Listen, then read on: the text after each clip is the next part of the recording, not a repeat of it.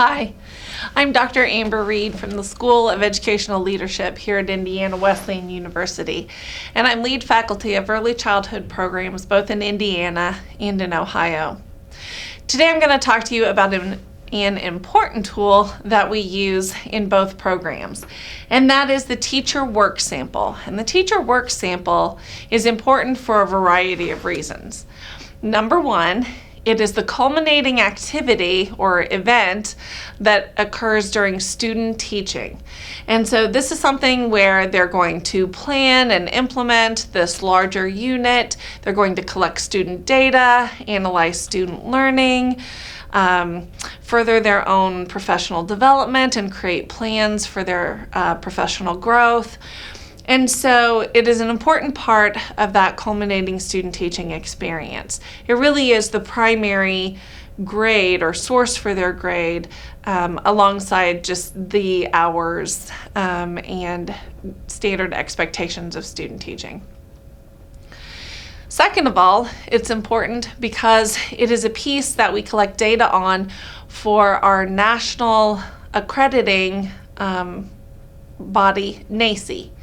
And so this data is taken for our what we call our SPA recognition, and so it's one that we need to maintain the integrity of the assignment and make sure that we're collecting good, strong quality data to report back. And then third, it's also a common assessment piece where all of our initial licensure programs complete a teacher work sample, although secondary and elementary do it a little bit differently than what early childhood does. We all do complete a teacher work sample, and it is a common assessment that we report data on to our national accrediting body, CAPE, that oversees our School of Ed leadership. So this is a very important tool, and we're entrusting you to be a great partner with us, and we know that you will be, taking extra care in reflecting and looking at student work and using the tool using the tool to give feedback and also to collect our data. Okay, so getting started, the teacher work sample, a great thing about this particular piece is that it has a nice, strong cover letter or cover sheet to it so that students and you get a really nice sense of what the teacher work sample is all about. And this really becomes a nice common tool and common language communication piece, both for you and for the student and back to us. And so it talks a little bit about the administration of it and the purpose of the teacher work sample, and then it talks a little bit about the tasks and procedures.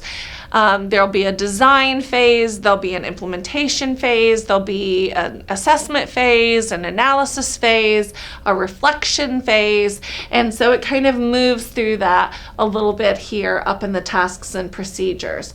Then it does talk a little bit about the alignments that you'll see in the rubric, both to NAEYC, to InTask, to ISTE, and then the importance of how we report data regarding students and their interaction and response to diversity. Next, you'll see the teacher candidate directions.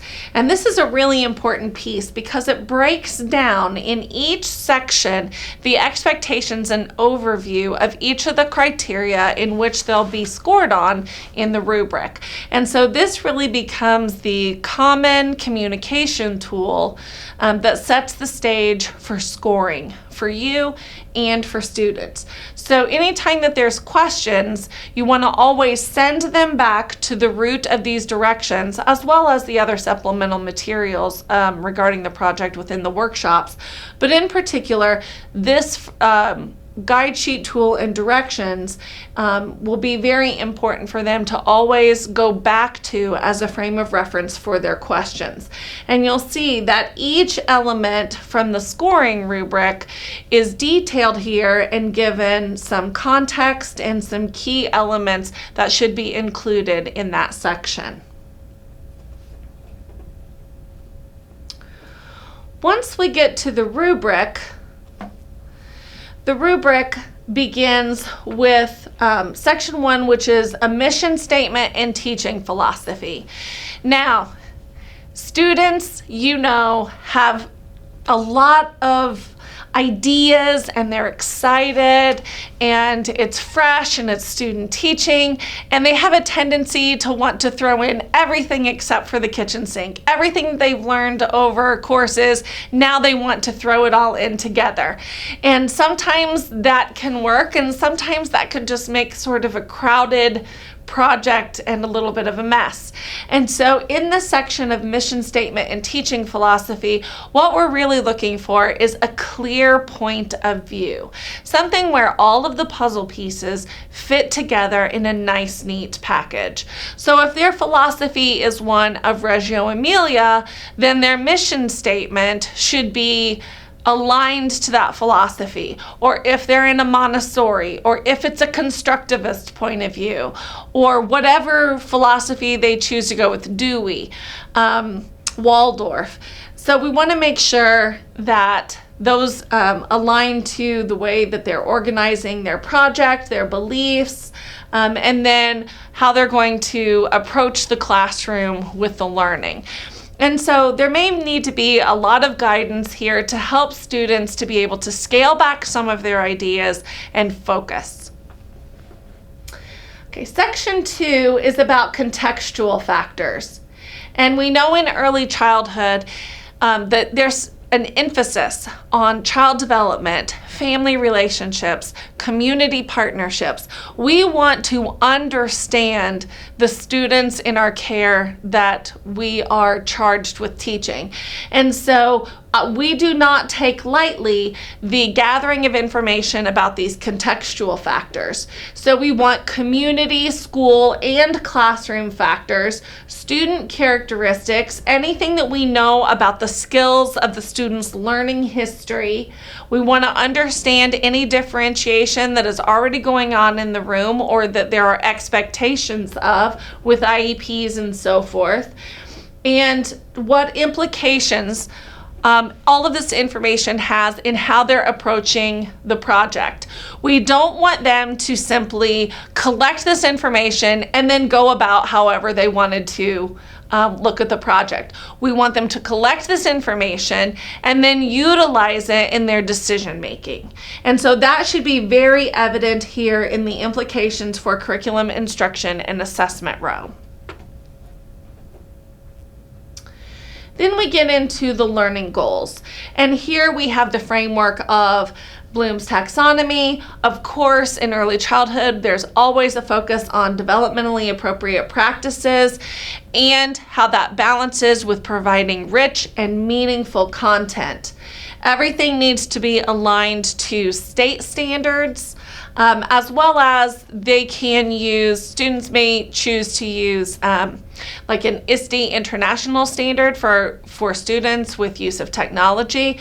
And so primarily it will be the state standards that are utilized here, but they can use additional standards that may make sense to their particular project or focus. Then there is this design for instruction. And the focus here is about what is the role of the teacher and what instructional strategies will be implemented here. And with instructional strategies, we're really talking about the choices that are made of all of the millions of ways that we could teach something. Why is it that the teacher chose A and B and C as an approach or a strategy to teaching this particular topic? And again, that should go back to the context, knowing the students, knowing the classroom, knowing the community, understanding their prior learning history. And so this particular section, although just 2 rows, is a very mighty section. And I don't want the 2 rows to throw you as if it's something to be glossed over, because there's a lot of important information that needs to be gleaned from their project in order to score this section. Then, once they have implemented and they've collected their student data, then it is time to do an analysis of that student learning. And we ask them to do that a number of ways. So first is we ask them to include all of the assessment tools that they have utilized. That could be ones that they've designed themselves, or it could be some that are standardized.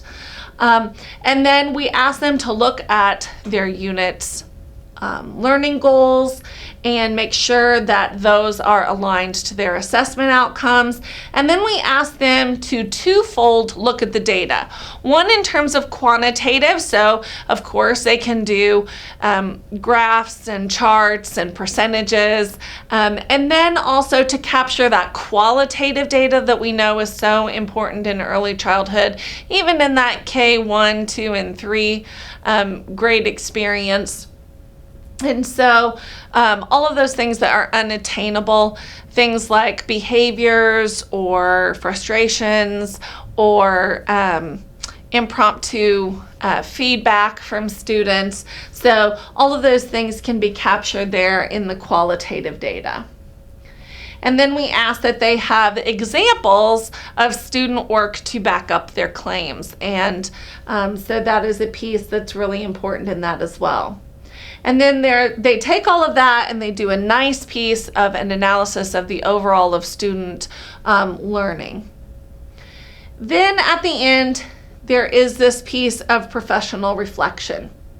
And that's where they really talk about the effectiveness of their curriculum, instruction, and assessment, any modifications that they made, and a professional development plan. Where do they go from here? What do they feel like that they wish that they knew more about in order to grow in the things where maybe they struggled or felt less confident in during this assignment? And any ethical elements that may have come up during their experiences where they had to discern or put into practice NAEYC ethical principles. This piece really is very important, and it needs to go beyond it went really good. And so we want them to really dive in, giving specific examples, giving a specific plan, not just go to conferences, but to maybe look up and be able to give specific names of conferences that could be helpful to them, or specific journals that they might be able to subscribe to or read, or websites or professional organizations that have supported them, webinars that they're able to view. And so this piece needs to still have a lot of rigor in this reflection. Everything in the teacher work sample is graded, as you will have noticed, on a 4-point scale. And so it begins with novice and goes up to exemplary. Our goal for our candidates is that they would hit this target or 3 column. By hitting target, they will have done exactly what we asked them to do, exactly when we asked them to do it, in exactly the way that we asked them to do it, to the degree in which it should have been done. Really, this 4 column is reserved for students who went above and beyond that. We ask that you do a careful read of the rubric in advance and that you pay careful attention to the verbs, adverbs, and adjectives that give gradation cues across the course of, or spanning across, moving from novice to exemplary. Okay, there is not a student template for this particular exercise. However, within your course and workshop, you'll be able to help the students and see how step by step these elements unfold in specific assignments as they go through their student teaching workshops. We want to thank you for your investment of time with our students and our student teachers. And we know that there's a lot of effort on your part that goes into helping our students to be successful. And in order to tackle such a large project in pieces where they can be supportive and successful as they go. We want you to know that just as you are supportive for our candidates, we want to be supportive to you. And so if ever you have questions about the teacher work sample or any other assessments, that you are always feel free that you can contact us to talk over anything that you're unsure of, or to just ask questions about specific student questions that may come up that are extenuating outside of the role of what was that we talked about today. We want to thank you again for the sacrifice that we know that you have in serving our students, and we pray blessings on you as you continue to serve.